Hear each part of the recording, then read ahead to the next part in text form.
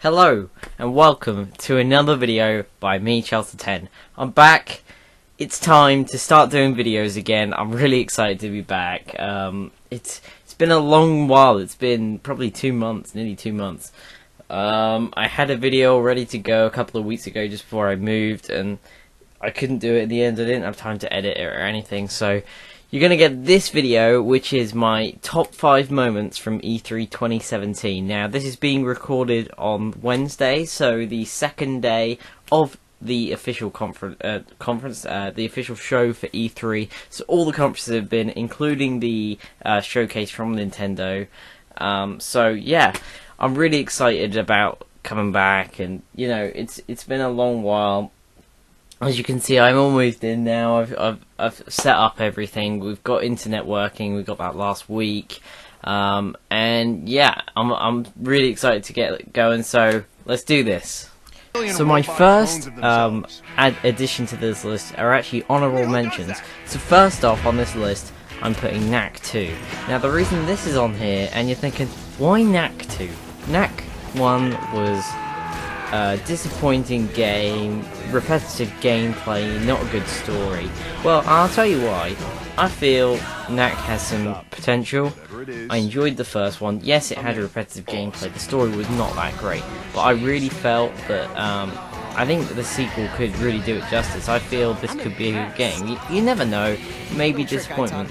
And another reason this is on my list is because it's also at a much lower price point. It's only £30 instead of being $50, which I think is a great decision on Sony's part.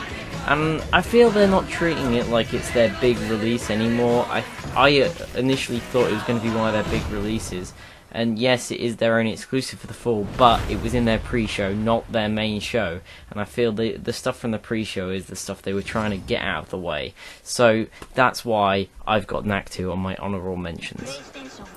Now I have one more honourable mention for my list, and this is going to A Way Out, and it's actually the only game that I have on my list in total that is from the EA conference. I think this is the best game they showed. It's from the makers of Brothers: A Tale of Two Sons, which I absolutely loved when I played it last year on PC. This is a split screen only, even when you play it online, co-op game, and it looks brilliant. It seems to be taking its ideas from other third-person shooters, action-adventure type games such as Uncharted, and I really feel this has got some great potential coming from the guys at Hazelight. Can't wait to see more of this game when it comes out next year. So let's start the main list now. Now, I think the best conferences overall just starting out were Ubisoft and Sony, and I think you're going to see this from the list, respectively. So we're starting this off with one that was shown at both Ubisoft and Nintendo, and that is Rabbids and Mario Kingdom Battle, or Mario and Rabbids Kingdom Battle even.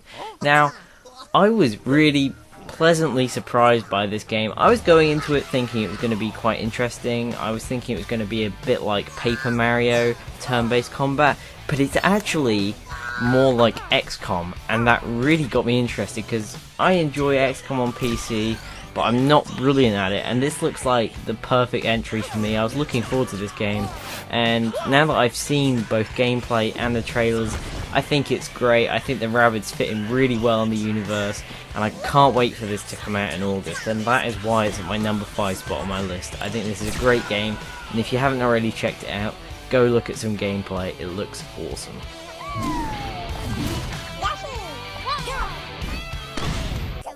So at number 4 on my list, we have Super Mario Odyssey.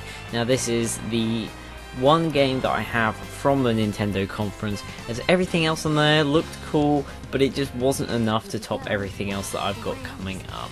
Now, Metroid Prime 4, I was thinking of putting on my honourable mentions, but purely because it was literally just announced, there was no trailer, no gameplay or anything, that won't be on there, but probably if it is next year, expect it on the list unless something happens. But Super Mario Odyssey, I was already pretty excited for this game. It looked great from the trailer, it looked great from the preview when the Switch was announced, and now that we've seen gameplay and this trailer, I know this is going to be a brilliant game, and it's going to be well worth buying a Switch for. Now, it seems to be that they're making the levels more sandbox than linear, which I think works really well with what they're doing with this, where you can take over enemies and just NPCs in the world. I think it just looks really good, a lot of fun, and I think people who like the 3D Mario games are going to love this. I'm personally really looking forward to this, and I think that if you haven't got a Switch yet, it's definitely worth looking into with Super Mario Odyssey. So we've now reached the top 3 for my top 5 moments of E3 2017. Now this one isn't a game, but is actually the opening to the PlayStation conference. Now I thought this was a brilliant opening, as they changed it up a bit from last year. They didn't have an orchestra at the beginning, but they had some people on stage playing one of the pieces from Uncharted: The Lost Legacy. Now I thought this was brilliant. Me and my friends stayed up to watch this conference. This was at 2 in the morning, and I was extremely tired, but I was already hyped, and when watching this it made me even more hyped for the rest of the conference, and so it had to be on the list.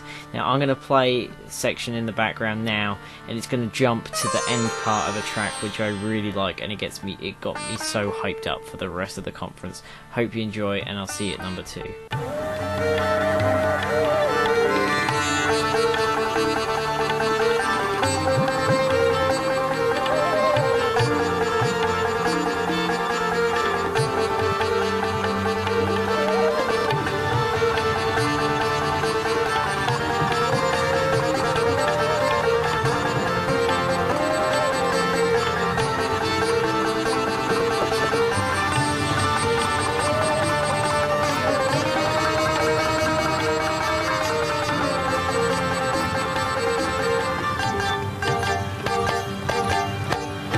So number 2 on my list is going to the final game that was shown at Ubisoft's conference this year, and that is Beyond Good and Evil 2.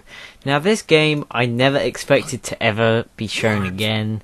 Well, that's saying something. I mean, it was teased earlier in the year, and I mean, it is obviously completely different to what they were originally going for. It's a prequel to the original game, but I think this time it is going to happen. They've got this Space Monkey program that you can sign up for, where you can help build the game.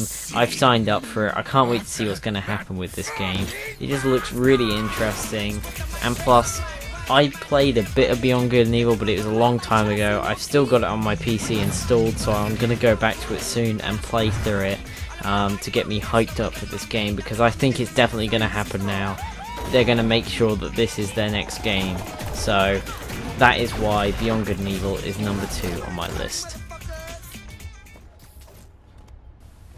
At number 1 on my list, I have put Marvel's Spider-Man for PS4. Now, the reason why this is at my number 1 moment was because I was so hyped to see this game that I forgot they didn't show it until the end, when Sean Layden said, we've got one more game by a especially talented team, one of the best in the industry. I thought, Naughty Dog, and I realised they hadn't shown Spider-Man, so I knew it was going to be Spider-Man.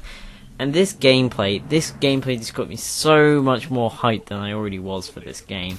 I think it looks absolutely brilliant. They've taken the best parts of all the Spider-Man games so far, the web swinging from the originals, the combat and the stealth from the Amazing Spider-Man games based on the films, and they've put it together to make a true to the comics game from what I'm seeing here, and it just looks so good. It got me so hyped, and I can't wait to see this game more, and I'm guessing they're going to have a story trailer or something at PSX with a release date maybe, or just a summer or something like that, but I'm guessing it's going to be a summer game.